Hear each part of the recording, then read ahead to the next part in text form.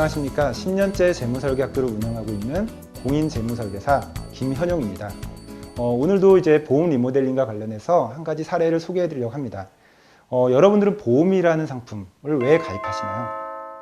대개의 경우는 미래에 발생할 수도 있는 어떤 큰 리스크에 대해서 현재의 어떤 소액의 비용만으로 그런 것들을 이제 그 리스크를 보험회사에 전가하기 위해서라고 보는 게 아마 합리적인 태도일 겁니다. 자, 그런데 이 갱신형 상품 구조는요, 다시갱 새로울 신, 즉 일정 주기마다 보험료를 새로 이제 책정을 하게 되는 그런 형태의 보험을 말하는데, 미래에 얼마나 어떤 위험률이 올라가서 보험료가 올라갈지 그게 불확실한 상황에서 그 리스크를 소비자한테 전가하는 그런 형태의 보험이기 때문에 좀 주의가 필요합니다. 한번 그 구조를 살펴보도록 하겠습니다.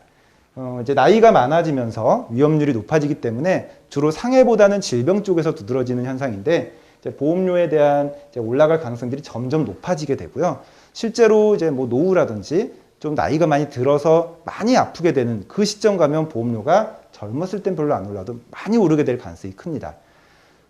실제 우리가 가입하는 보통의 비갱신형 보험은요, 나이가 많이 들어 위험률이 높아진 그때의 고비용을 조금 젊었을 때 같이 부담을 하자 해서 평준화시켜서 보험료를 내게 돼 있습니다. 그래서 가입 시점에 얼마 정도의 보험료를 내가 납입할 수 있는지를 보고, 아, 이 정도면 되겠다 판단하시면 그 선으로 그대로 가지 보험료에 대한 인상 요인이 없습니다.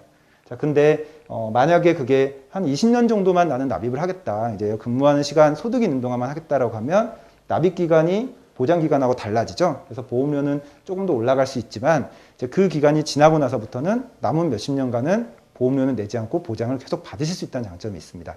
자, 그런데 갱신형은요, 뭐 1년, 3년, 5년 다양한 주기의 갱신형 상품이 있지만, 뭐 예를 들어 3년 갱신형 상품이다. 그럼 3년마다 보험료를 다시 책정해서 계속 가야 되기 때문에 3년을 내고 3년을 보장받는 형태가 반복이 됩니다. 이 얘기는 보장이 끝나는 100세까지는 보험료를 계속 납입해야 된다는 겁니다.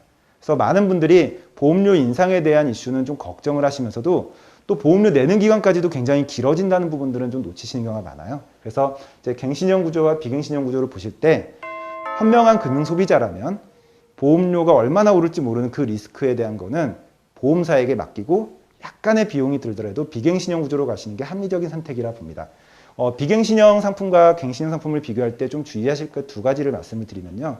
실손보험 혹은 실비보험은 정부에서 정해진 어떤 방식대로 갱신 구조밖에 없기 때문에 그건 선택하실 수가 없다는 거고요.